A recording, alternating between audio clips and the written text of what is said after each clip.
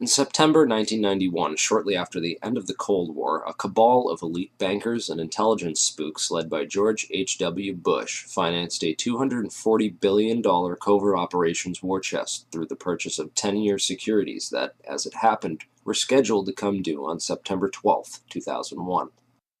Project Hammer was undoubtedly used for a wide variety of illicit intelligence operations, but mainly it was used to finance a covert economic operation against the collapsing Soviet Union, whereby unknown Western investors bought up much of the Soviet industry with a focus on oil and gas, crashing the Russian economy, looting its central bank, orchestrating what became known as the Great Ruble Scam, and a wide variety of other clandestine, state-assisted operations designed to thoroughly prevent Russia from ever contesting the U.S. as a world superpower, while in the process lining the pockets of these economic hitmen who swooped in to devour the collapsing Russian economy after the fall of the Soviet Union. A spectacular investment for all, at least until money laundering investigations began tracing all the money, or when the 10-year deadline came up and the securities became due and began the routine process of authenticity and ownership checks.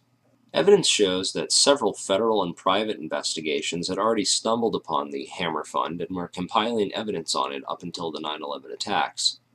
These included the Office of Naval Intelligence, or ONI, which was moved to the outer E-ring of the recently renovated section of the Pentagon that was targeted and destroyed on 9/11.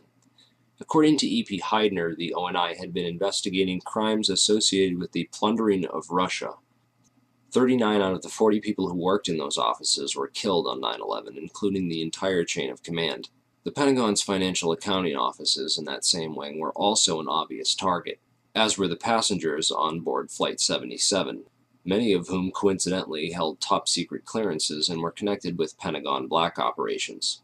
Agents of the Office of Naval Intelligence had also been investigating financial transactions which were linked to securities being managed by those securities dealers in the World Trade Center that were also targeted. 31% of the 125 fatalities in the Pentagon were from the Naval Command Center that housed the Office of Naval Intelligence. 41% of the fatalities in the Twin Towers came from two companies that managed U.S. government securities, Cantor Fitzgerald and Eurobrokers. There were three major security brokers in the World Trade Center: Cantor Fitzgerald, Eurobrokers, and Garbin Intercapital. At 8:46 on the morning of September 11th, Flight 11 flew directly into Marshall McLennan's secure computer room in the North Tower, right below the floor on which Cantor Fitzgerald was situated. Cantor Fitzgerald was the largest security dealer in the U.S. Shortly after that, a massive explosion went off just under the FBI offices in the North Tower on the 23rd floor. Fires were reported on the 22nd floor at 8:47. There were also explosions and subsequent fires reported at Garbin Intercapital on the 25th floor and in the basement of Tower 1 as well. Shortly thereafter, at 9:03, Flight 175 hit the South Tower right below the floors on which Eurobrokers was situated. In all three cases, the explosive, fiery destruction consumed the offices and the several floors above, destroying files and trapping victims inside. In the midst of all this, Building 6 was destroyed by an explosion that took place before either tower fell. This secondary explosion took out a portion of the building which just happened to include the El Dorado Task Force's offices. The El Dorado Task Force was an interagency money laundering watchdog group responsible for coordinating all major money laundering investigations in the U.S. In the immediate aftermath of September 11th, these groups would be redirected to investigate terrorist financing. Building 6 was located directly between the North Tower and World Trade Center Building 7. While large portions of World Trade Center 6 were gutted by explosions and later by falling debris from the North Tower, the building itself did not suffer a global symmetric collapse at near freefall acceleration as did Buildings 1, 2, and 7. FEMA photographer and 9/11 whistleblower Kurt Sonnenfeld took some interesting pictures of the U.S. Customs vault in the basement of World Trade Center 6, which was found completely empty and left with the door wide open. All of its contents appear to have been looted during the attacks. There is also evidence that gold was being looted from the vaults beneath World Trade Center 4. There were several early reports of a 10-wheel truck packed with stolen bullion caught fleeing World Trade Center 5 when the vehicle had become stuck on a collapsed ceiling brace, forcing the driver to flee the scene. Many researchers have stumbled across one or two of these anomalies from time to time: the empty vaults, the secondary explosions, the fireproofing upgrades on the exact floors coinciding with failure and impact in the towers, the suspicious power downs and evacuation drills, the World Trade Center tenants and security firms like AIG, Marsh & McLennan, and Kroll, and their close ties with the intelligence community, etc., etc. These anomalies are not unrelated, but nevertheless became lost inside the chaos of that September morn, the aftermath, and subsequent cover-ups. Okay, so what does all this mean? Overall, a critical mass of brokers from the major government security brokerages in the Twin Towers had to be eliminated to create chaos in the government securities market. A situation needed to be created wherein $240 billion of covert securities could be electronically cleared without anyone asking questions, which happened when the Federal Reserve declared an emergency and invoked its emergency powers that very afternoon. On September 14th, the Securities and Exchange Commission declared a national emergency and for the first time in U.S. history invoked its emergency powers under the Securities Exchange Act Section 12K and eased regulatory restrictions for clearing and settling security trades for the next 15 days. These changes would have allowed the estimated $240 billion in covert government securities to be cleared upon maturity without the standard regulatory controls around identification of ownership. The towers needed to be demolished to create a big enough mess that the illicit activities taking place behind the scenes that morning could be hidden in the confusion of that day. Okay, now let's talk a little bit about who did it and how.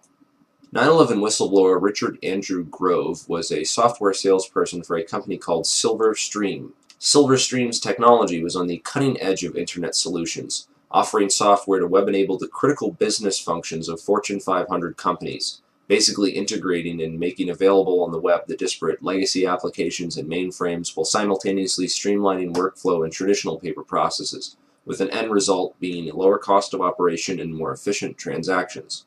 Silverstream had built internet transactional and trading platforms for Merrill Lynch, Deutsche Bank, Bankers Trust, Alex Brown, and Morgan Stanley, to name a few. Leading up to 9/11, Silverstream was designing specialized accounting software for a major client, Marsh & McLennan. Marsh is the world's largest insurance brokerage and was located right below Cantor Fitzgerald in the North Tower. Approximately 295 Marsh employees were murdered that morning, along with other innocent victims and employees who either knew too much or too little about their chosen work environment. But most importantly, Silverstream provided a specific type of connectivity that was used to link AIG and Marsh & McLennan, the first two commercial companies on the planet to employ this type of transaction. What then were Marsh and AIG doing, and why did they need to leverage technologies that no other commercial entity on the face of the earth needed to use to conduct business? The recovered hard drives from the World Trade Center, combined with Richard Grove's testimony, give us some intriguing clues. Grove discovered that Silverstream was overbilling Marsh to the tune of $7 million extra for fictitious and unneeded hardware. He also became aware of an exploitable flaw in the accounting software that had been sold to a variety of Marsh's clients and partners. When he brought this up to his superiors at Silverstream and others at Marsh, he was told to keep quiet and not to worry about it. But other friends of his at Marsh were also getting concerned and began documenting what was going on and raising concerns within the company. At last, they were finally granted a hearing with one of Marsh's high-ranking executives and were told to bring all their evidence to a hearing scheduled for 8:30 a.m. on September 11, 2001, on the 93rd floor. The high-ranking member of Marsh, who Grove did not name, would participate via teleconference from the safety of his home, while Marsh employees and potential whistleblowers, Gary Lasko, Catherine Lee, Ken Rice, Richard Breuhardt, and John Oltzhofer, would die in the meeting room in the North Tower with all their evidence when American Airlines Flight 11 would impact that very section of the building. Richard Grove fortunately got stuck in traffic that morning and didn't make it. Computer hard drives recovered from the World Trade Center show a spike in suspicious transfers that took place within the World Trade Center as the 9/11 attacks were unfolding.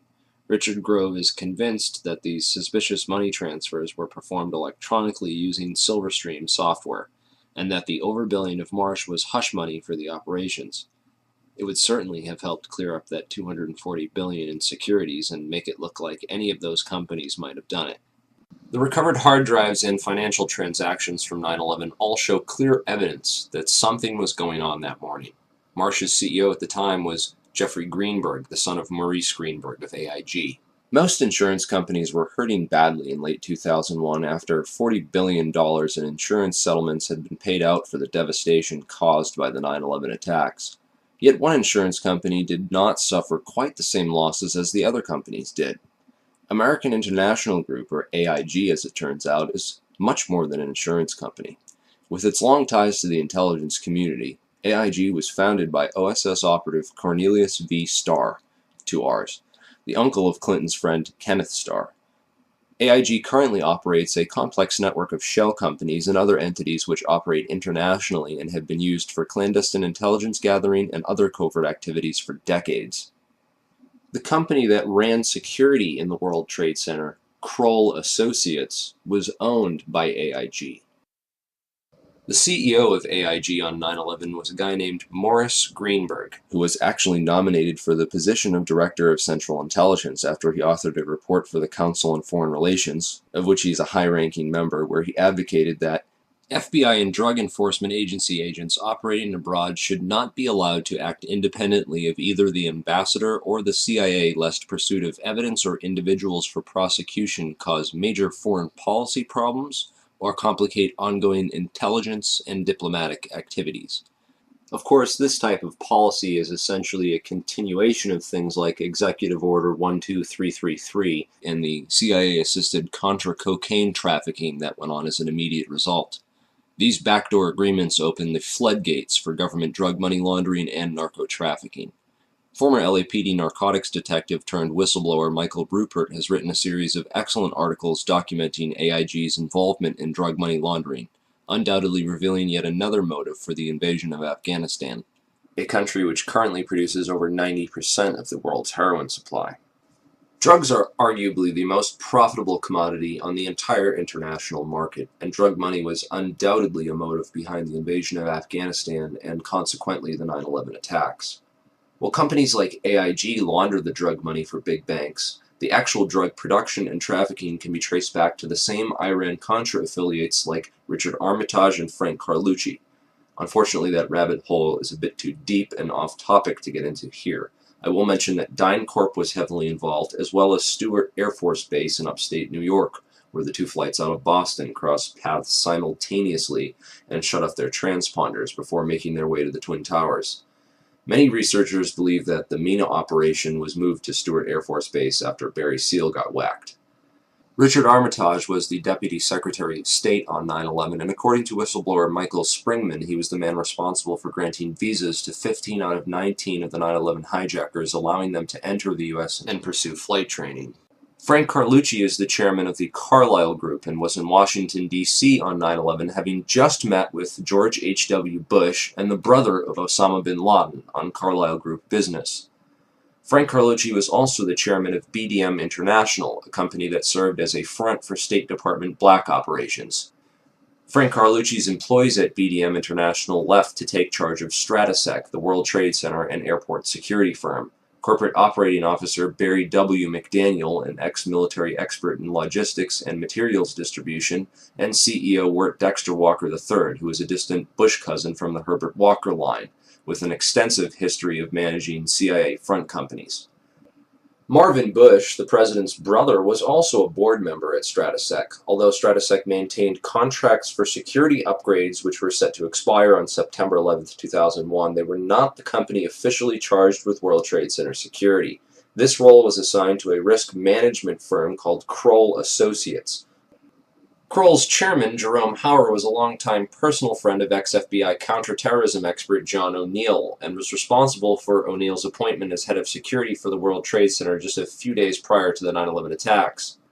O'Neill was the world's leading expert on Osama bin Laden and al-Qaeda and was a potential 9/11 whistleblower with hard evidence of White House complicity in the protection and shielding of the 9/11 hijackers from all means of federal investigation. Al-Qaeda hijacking suspects were flagged by the Able Danger terrorist tracking program, which was also shut down by the White House. Able Danger whistleblower Anthony Schaefer claims the U.S. government destroyed over 6 terabytes of data related to Able Danger, which he also claims identified 9/11 ringleader Mohammed Atta as early as February of 2000. Those atop the chain of command in the White House, military, and intelligence establishment deliberately ignored all the warning signs of an impending attack, a clever strategy of plausible deniability which also served to portray those in charge as incompetent rather than complicit. In every major head throughout the chain of command on 9/11, from NORAD to the military, we see a repeated theme of complicity through negligence or incompetence. After 9/11, failure and incompetence was rewarded, and whistleblowers were silenced. Combined with the fact that 6 corporations control 90% of the media, and CIA operations like Mockingbird admit to taking over and subverting our US media, we can understand how such a big lie could have been kept from the American public for so long. But if you stop and take the time to do your research, you'll find all the evidence is there, hidden beneath a mountain of disinfo and lies.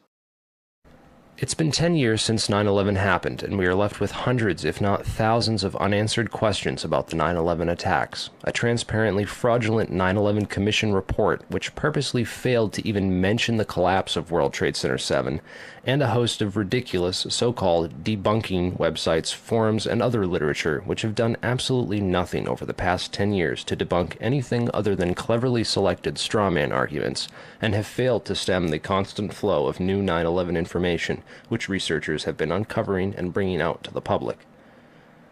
Instead, they continue to label truth seekers, including family members of people who died on 9/11, as conspiracy theorists, and devise clever propaganda designed to prevent the general public from looking any further into the evidence or the actual claims of the so-called conspiracy theorists.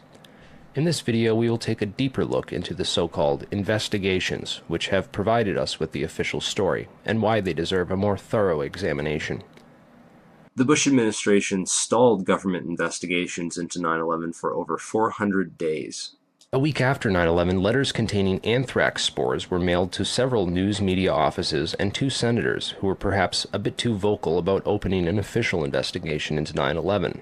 The anthrax used in the attacks was identified as an Ames strain, which means it had to have come from the U.S. Army Medical Research Institute of Infectious Diseases at Fort Detrick, Maryland. A member of that institute, Jerome Hauer, managed the National Institute of Health response to the anthrax attacks. Coincidentally, Hauer also warned the White House to start taking Cipro, an antibiotic which is effective against anthrax, a week before the attacks. Jerome Hauer also happened to be a managing director at Kroll Associates, which ran security at the World Trade Center up until the weekend before 9/11, when that role was personally handed off by Hauer to FBI agent John O'Neill, who would later die in the attacks, drawing strong suspicion that he was set up due to his knowledge of Al-Qaeda and the 9/11 hijackers, whom he was blocked from investigating while he was working at the FBI. In January 2002, President Bush personally asked Senate Majority Leader Tom Daschle to limit the congressional investigation into the events of September 11th. The Bush administration only formed the 9/11 Commission after being prodded by the victims' families, who lobbied Congress for over a year to open the investigations. When the Bush administration finally did open a 9/11 investigation, it was described by some members as set up to fail. The President has said only a minority of the Commission can see a minority of the documents, and then they have to clear what they're going to say to the rest of the Commission with the White House. If you're one of those 4 that gets to see these documents, would that change your opinion? No. They don't want any more eyeballs to see their documents than they can possibly get away with. It's a scam. It's absolutely disgusting. They even attempted to appoint Henry Kissinger, a known cover-up mastermind, as head commissioner. He resigned after victims' family members asked him sensitive questions about his connections to the bin Laden family and the Carlyle Group. Philip Zelikow wrote the conclusions for the report before the investigation ever began, and even then any areas which did not support the official story were neither mentioned nor investigated by the 9/11 Commission. 6 out of 10 members of that commission have discussed on record how the government lied about the official story, and 70% of the questions posed by the victims' families were never answered or officially investigated. It's important to look at what happened to the evidence from 9/11. The day of 9/11, most of the FBI was in Monterey, California on an agency retreat. Let's go to our State Department correspondent, Andrea Mitchell. Andrea, what can you tell us? Well, this from the FBI. The State Department has been evacuated. There was a meeting going on in the Operations Center. Other top officials were in the Situation Room at the White House. Colin Powell is in Bogota, Colombia, on a 2-day trip. But this very interesting information, Katie, Matt, and Tom, from the FBI, they had been operating a massive exercise from their hostage rescue unit All of their top teams, about 50 personnel, helicopters, equipment, were in Monterey, California for the last 2 days, scheduled to fly back today commercially. So all of those people are out of place. It's fair to say, according to sources that we've talked to here at NBC, that the FBI rescue operations and other FBI operations are really in chaos right now because they can't reach their officials in New York. All of their phone lines are down, and now you've got all of their special experts on this stuck in Monterey, California, trying to get a military flight back because there are no longer commercial flights. So they are seriously out of pocket, and there is a real breakdown of the FBI anti-terror coordination team, which is, of course, the principal team that would lead any effort and was so effective under Jim Kallstrom in New York City during the World Trade Center bombing and the TWA explosion, which, of course, turned out not to be terror. Andrea, is the State Department... This was essential for keeping the more experienced and honest members of the agency as far away from the crime scene as possible, while other agency insiders could be assigned to the investigations before their counterparts returned. Federal authorities such as FEMA and the CIA took immediate control over the crime scene and began whisking away evidence that very same night. Turner Construction, one of the primary contractors at Ground Zero, occupied the 38th floor of the North Tower and was involved in performing the fireproofing upgrades inside the towers. It has been noted that these upgrades were completed in the 3 years before 9/11 on floors that match up almost identically to the floors of impact and failure on 9/11. Once the cleanup was fully coordinated, the operations were consolidated under the control of two primary contractors, AMEC Construction Management and Bovis Lend-Lease. These are the two companies that were originally assigned to the areas of Ground Zero that included the North Tower, AMEC, and the South Tower, Bovis. A truly surprising fact is that at the time of the attacks on 9/11, AMEC had just completed a $258 million refurbishment of Wedge 1 of the Pentagon, which is exactly where American Airlines Flight 77 impacted that building. Arguments over the size of the hole of the Pentagon and whether it was a plane or a missile are, in my opinion, a convenient distraction from the much bigger picture of why that section of the building was targeted and by whom. On September 10, 2001, Secretary of Defense Donald Rumsfeld announced that $2.3 trillion in unadjusted funds were missing from the Pentagon budget. The very next day, the offices whose responsibility it was for tracking that money down were destroyed when American Airlines Flight 77 impacted that very section of the building. The only off-site backup for the Pentagon's black budget financial records was a secure federal office building in the World Trade Center complex. Strangely, it too was destroyed on 9/11. World Trade Center 7 was the largest CIA headquarters outside of Langley, Virginia, and housed offices involved in several large-scale federal investigations into massive stock market and accounting fraud. Not surprisingly, World Trade Center 7 was the first to be cleaned up and the evidence destroyed at Ground Zero. So if the Twin Towers and Building 7 were brought down in a controlled demolition, and the scientific evidence points to nanothermite, then who could have produced this and who could have put it in the buildings and how did they get it there? In the impact zone of the North Tower was a company called Marsh & McLennan, which at the time was the world's largest insurance brokerage company.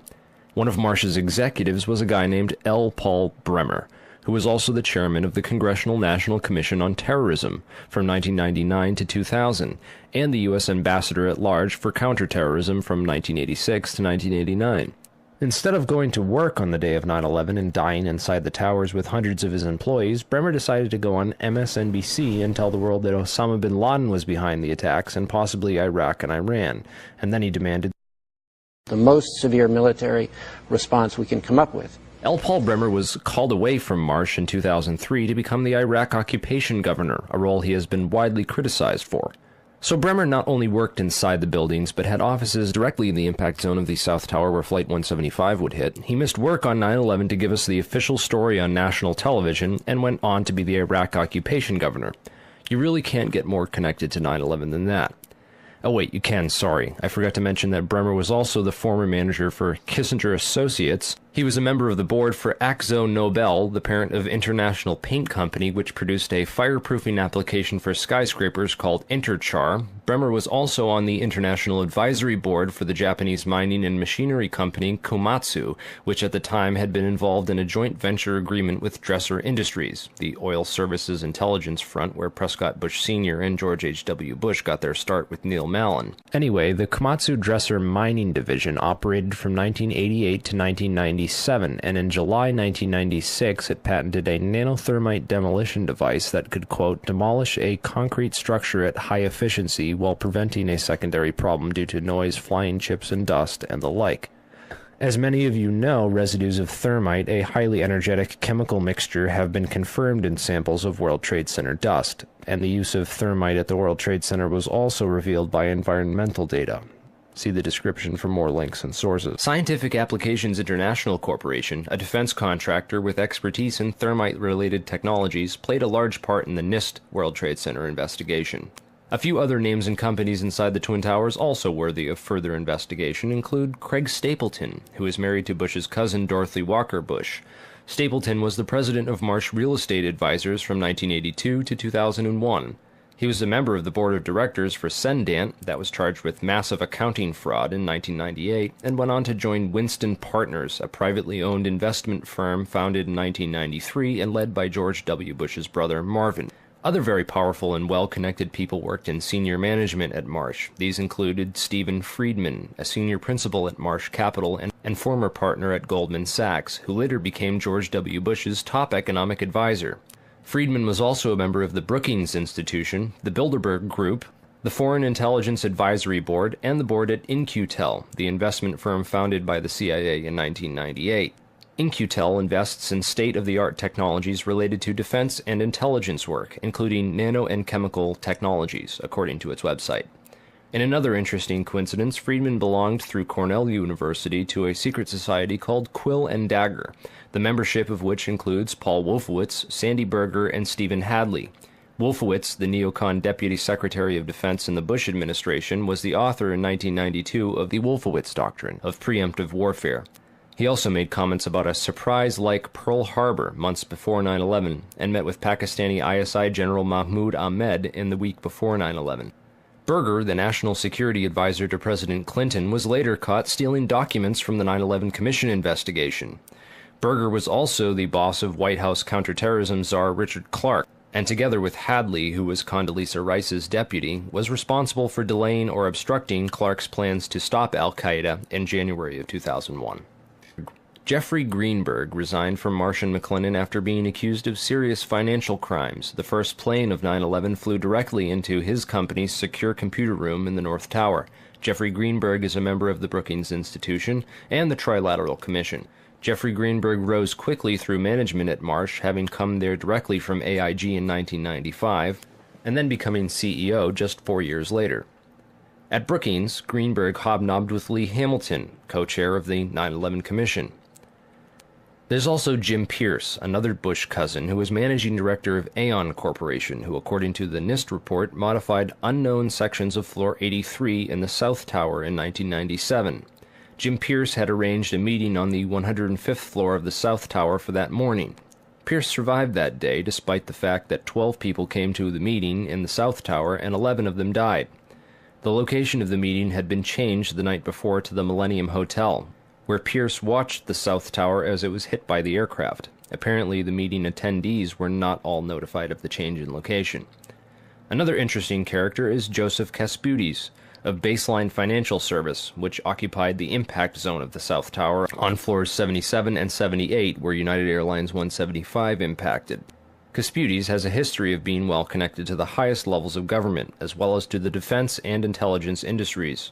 Kasputis worked from 1972 to 1977 for the U.S. Department of Commerce and Defense. He was also the deputy director of Nixon's White House task force that dealt with the Arab oil embargo of 1973, and was instrumental in the creation of the Department of Energy. Kasputis went on to run a large corporation called Primark that had offices in both towers on 9/11. One of the subsidiaries of Primark, the Analytical Sciences Corporation, TASC, worked with so-called black or top-secret programs. TASC also worked closely with the National Institute of Standards and Technology. Kasputis was also a member of the Logistics Management Institute, LMI, whose members included Paul Kaminsky of In-Q-Tel and General Dynamics, Charles DiBona of Halliburton, Skull and Bones member Joseph Samuel Nye, and Michael Daniels of Scientific Applications International Corporation. LMI's self-proclaimed role is advancing the science of government. Casputi's connections to the DOE from 1977 through at least 1997 are interesting, considering that the DOE was developing thermite ignition devices as early as 1983. Joseph Casputes went on to become the CEO of Baseline Financial Services, which was directly in the impact zone on the 78th floor of the South Tower.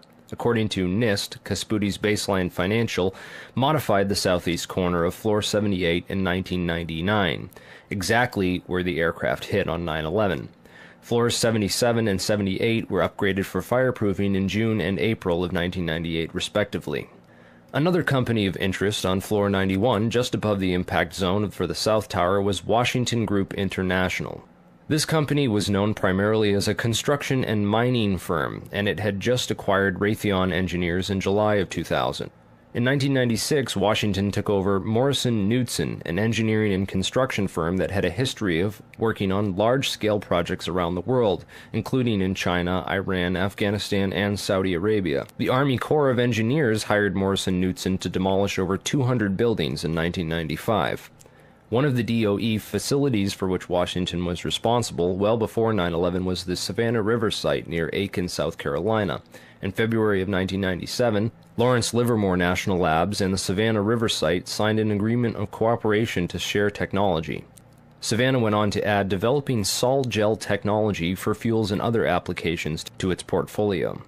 Sol gel technology is utilized by Lawrence Livermore National Laboratories for making nanothermites. In another coincidence, Savannah River Technology staff participated in the search and rescue operations at Ground Zero by providing unique tools. Just before 9/11, Washington was going through a tough time financially and sought Chapter 11 bankruptcy protection. Securities and Exchange Commission documents show that Washington made court-ordered pre-petition payments as part of these proceedings to a number of companies, including Komatsu. Washington also made payments to Greenhorn and Omara, whose employee, Teresa McAllister, was a lead author of the FEMA and NIST reports on the World Trade Center disaster, and to Sumitomo Bank, which was closely allied with Komatsu. Building 7 was a 47-story federal office building in the World Trade Center site, which collapsed at 5:20 p.m. on the afternoon of 9/11. This building was home to the CIA, in fact, the largest CIA headquarters outside of Langley, Virginia. It also housed offices for the Secret Service and the Securities and Exchange Commission. One of the most interesting tenants, however, was then Mayor Giuliani's Office of Emergency Management and its Emergency Command Center on the 23rd floor. This floor received $15 million worth of renovations, including independent and secure air and water supplies, and bullet and bomb-resistant windows designed to withstand 200-mile-per-hour winds. Mayor Giuliani was a former U.S. prosecutor for the South District of New York from 1983 to 1989, who was in charge of investigating the terrorist financing Bank of Credit and Commerce International. After he left his job as a prosecutor to start a political career, he worked for a law firm called White & Case that actually represented BCCI. So he went from prosecuting the BCCI to working for a law firm which defended the BCCI. This was likely his foot in the door of this underground corporate criminal network. Giuliani would later help to destroy all the crime scene evidence from Ground Zero. Giuliani's sidekick on 9/11 was Police Commissioner Bernard Kerik, who appeared to be coaching some of Rudy's actions that day, keeping him away from the media and even answering questions for him about explosives in the buildings. In fact, Bernard Kerik gave us the first official government pronouncement that no explosives were involved in the destruction of the World Trade Center buildings. Kerik's department was also the same one that found that pristine, completely undamaged hijacker's passport, which survived a plane impact, and Fireball, which destroyed 2 titanium black boxes and 3 towers. Yeah, Kerik would later receive a nomination from President Bush to become Director of Homeland Security, which he declined for personal and political reasons, and instead took a job training the Iraqi police force in Iraq alongside L. Paul Bremer. Both men are credited for turning Iraq into the unwinnable quagmire it is today. In February of 2010, Kerik was sentenced to 4 years in federal prison for conspiracy and fraud charges, unrelated to the crimes of 9/11, unfortunately, but it still goes to show you what kind of person he is. Definitely the kind of person you'd want inside the New York City police force during a staged event like 9/11. And lastly, we have the Pentagon. It's certainly peculiar, to say the least, that al-Qaeda terrorists hell-bent on destroying the USA would not crash their plane into the north wing of the Pentagon, where all the most important offices were, like Donald Rumsfeld, John Ashcroft, etc., and that they would instead choose to target the one section of the Pentagon that had most recently been refurbished to withstand missile impacts. It's also interesting to note that the company which completed the $258 million refurbishment to Wedge 1 of the Pentagon was also hired as a contractor to clean up Ground Zero in New York City.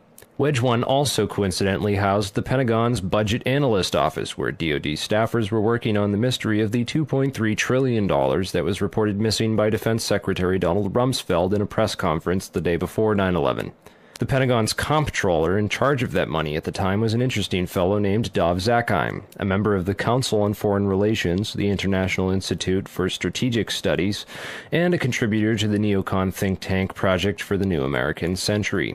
Zakheim helped write the PNAC document Rebuilding America's Defenses, in which he is credited for the line which states, "Further, the process of transformation, even if it brings revolutionary change, is likely to be a long one, absent some catastrophic and catalyzing event, like a new Pearl Harbor." Several members of the Bush administration, including President Bush himself, would later refer to 9/11 as a new Pearl Harbor. A respected and established voice in the intelligence community, his views were eagerly accepted.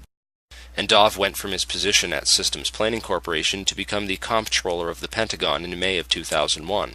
Perhaps not so coincidentally, it was an SPC subsidiary, Tridata Corporation, that oversaw the investigation after the terrorist attacks on the World Trade Center in 1993. SPC, according to their official website, specializes in many areas of defense technology production and manufacture, including a system developed by their radar physics group called the Flight Termination System, or FTS.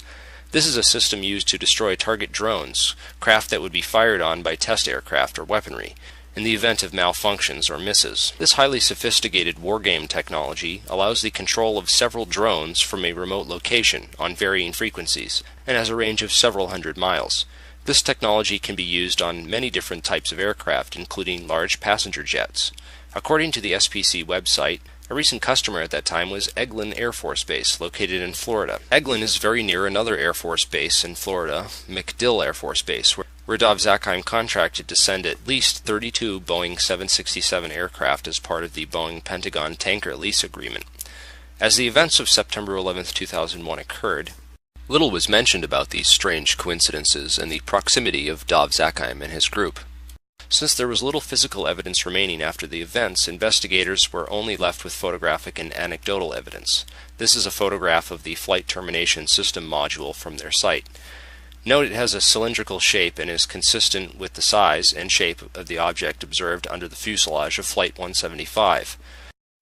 The Boeing lease deal involved the replacement of the aging KC-135 tanker fleet with these smaller, more efficient Boeing 767s, which were to be leased by Dov Zakheim's group. The planes were to be refitted with refueling equipment, including lines and nozzle assemblies. In this enlargement of Flight 175, we can clearly see a cylindrical object under the fuselage and a structure that appears to be attached to the right underside of the rear fuselage section.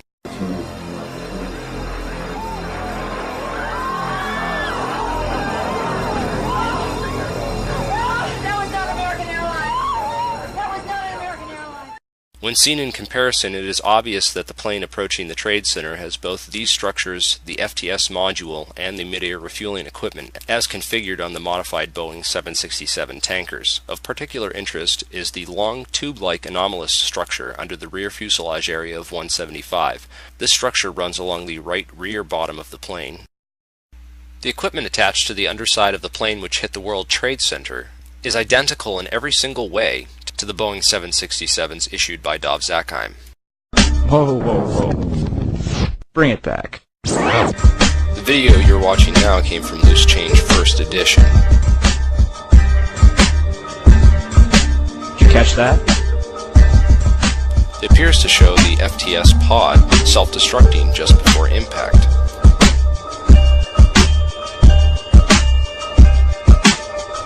Also, notice that the flash is reflected in the fuselage of the plane. The flash is also present in footage taken by Evan Fairbanks, Jennifer Spell, CNN.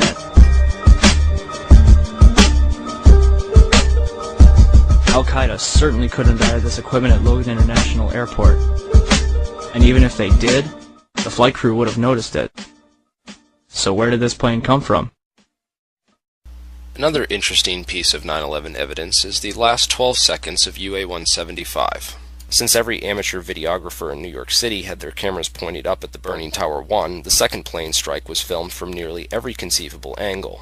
Expert analysis of this plane leads to some startling revelations. First, there is the expertly controlled flight characteristics of this plane. During its last 12 seconds of flight, UA-175 made a single corrective maneuver so perfectly timed and executed that it's unlikely it was piloted by human hands. One of the things that jumped out at me when I looked at the footage of the video of Flight 175 as it went into the World Trade Center is it appeared to me that there was something on the under fuselage of that aircraft that did not belong there, at least not with a commercial airliner. Now, I'll tell you where I have seen attachments that look like that on military aircraft. So the question you have to answer now is, was that the commercial airliner that hit the World Trade Center, or possibly was it an aircraft that looked very similar but was a military type airplane? All the recorded sources, all the different photographic evidence that was produced by CNN and ABC, they all show this pod. It's there. You can see it with your own eyes. And in my professional opinion, that there was a pod attached to the bottom of that aircraft, and therefore it was not United Airlines Flight 175. If you take a careful look at the flight paths of American Airlines 11 and UA-175, the two flights that took off from Boston's Logan Airport and crashed into the Twin Towers, you'll find a major clue. Not only did both these planes cross paths directly over Stewart Air Force Base, but they did so at the exact same time. Another odd synchronicity is Flight 93, which had been sitting on the tarmac delayed at the airport for nearly 40 minutes with no explanation. Originally scheduled to take off at 8:01 a.m., it was delayed until the moment that Flight AA-11 crashed into the North Tower at 8:43 a.m. Another interesting piece of evidence that ties Stewart Air Force Base to the center of this 9/11 conspiracy is the white mystery planes spotted over Washington and the Pentagon. Through careful investigation, we've been able to map out the flight paths of these two ominous aircraft, which have been identified as E-4Bs, a type of aircraft that the military uses as mobile command posts. What concerns me is that both of these aircraft took off from and landed at Stewart Air Force Base. Another interesting coincidence I found was that Flight 93 turned around directly over Hopkins Airport, and Flight 77 turned around directly over Tri-State Airport. Webster Tarpley has done some of the most thorough research into the wargame exercises that were taking place on the day of 9/11. But this white mystery plane, the Doomsday plane, what was it doing over the Pentagon and the White House on 9/11? Who was flying in that plane? What were they doing? Being the comptroller for the Pentagon and the chief financial officer, you have to kind of wonder what Dov Zakheim was doing on 9/11. And what his connections were to the $2.3 trillion that were missing from the Pentagon the day before 9/11. If anything, the individuals and organizations outlined in this video are at least as suspicious as the 19 hijackers themselves. They have nothing on us. Why don't you? Book 'em, Dano.